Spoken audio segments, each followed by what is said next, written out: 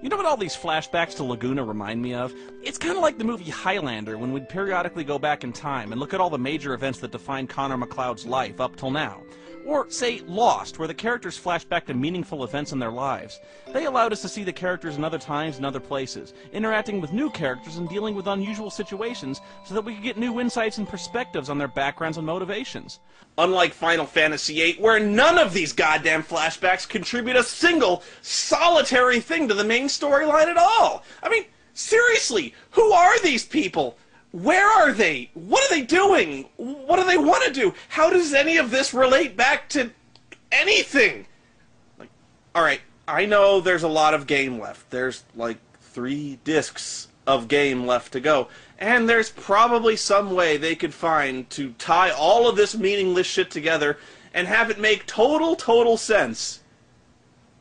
I really don't think so. Okay, so apparently Laguna survived jumping off a cliff, and now he's working as a village monster slayer, because you can't set your foot outside your door without getting jumped by a roving gang of giant caterpillars.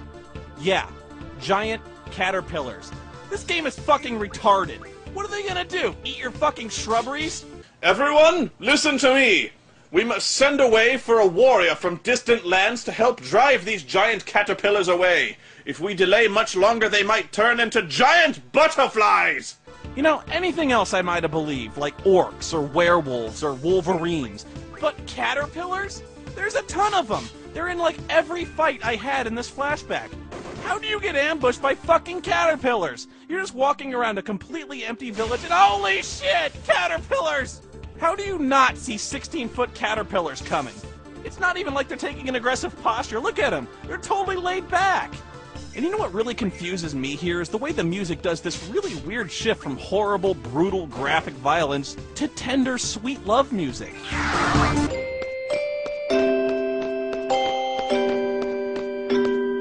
You can't do that! Do you have any idea how jarring that is?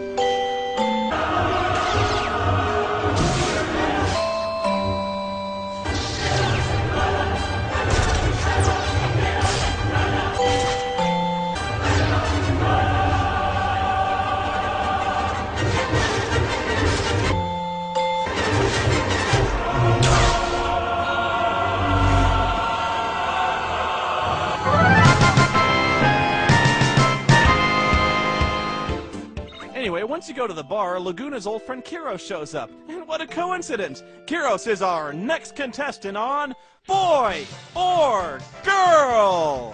Final Fantasy VIII has been actually pretty good about keeping the androgynous anime-style characters to a bare minimum.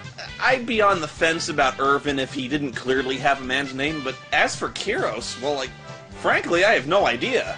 At first, the muscular build and broader shoulders suggest a man, but the long below-waist-length braided hair with colorful beads suggest a female. Kiros also wears jewelry in the form of earrings and has a very feminine neckline and what appear to be plucked eyebrows. I'm not sure how to classify the unorthodox fighting style. Like I said, Kiros seems to prance around like Voldo, but the small punching daggers slightly suggest a female, since most of the characters in this game seem to favor weapons that are like 4-foot long swords or boat anchors. Kiros also wears what appears to be tight leather jeans, boots that zip up from the front all the way to the toes, and a midriff exposing tank top.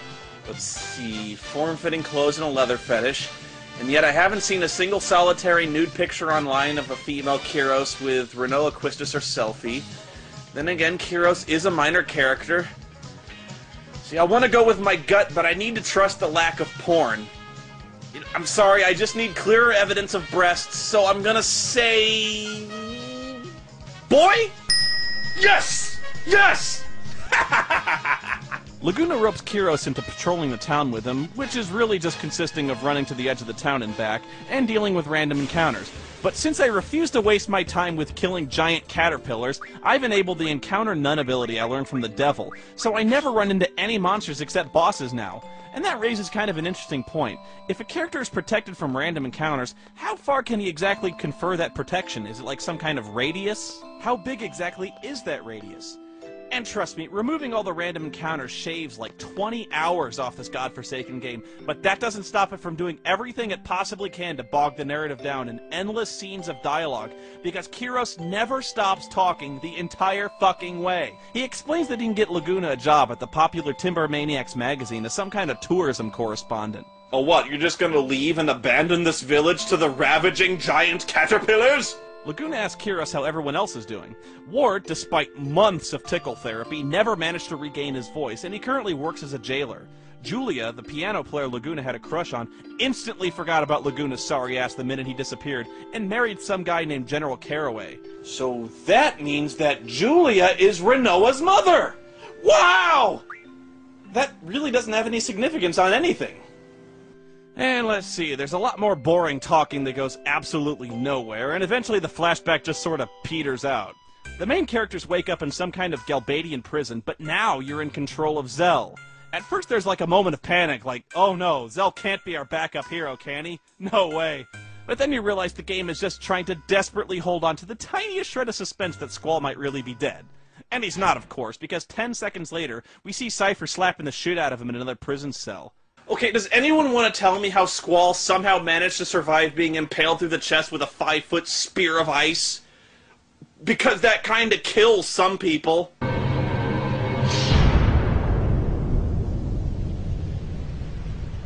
It's just a little consistency is all I'm looking for, you know?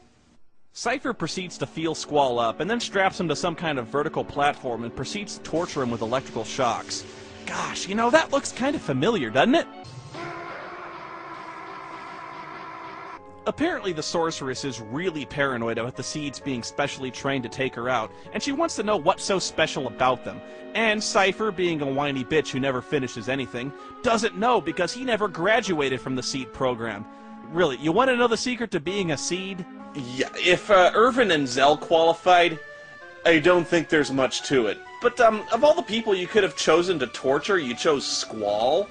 I mean, I know you've got a history with the guy and you've got a serious vengeance hard-on, but Squall? I mean, just hook up the electrodes to Selfie's nipples. You don't even need to go that far. You could probably just take away her cell phone and she'd squeal. Meanwhile, Zell and the others are getting beat up by a mean guy. No, really, his name is Mean Guy. Zell gets the worst of it when the mean guy tap dances on his ribcage, and when he leaves, Selfie tries to heal Zell's injuries with, wait, magic? Now they're using magic? And nobody thought to do this when Ward was bleeding out his throat? Nobody thought to cast a full life spell on Eris?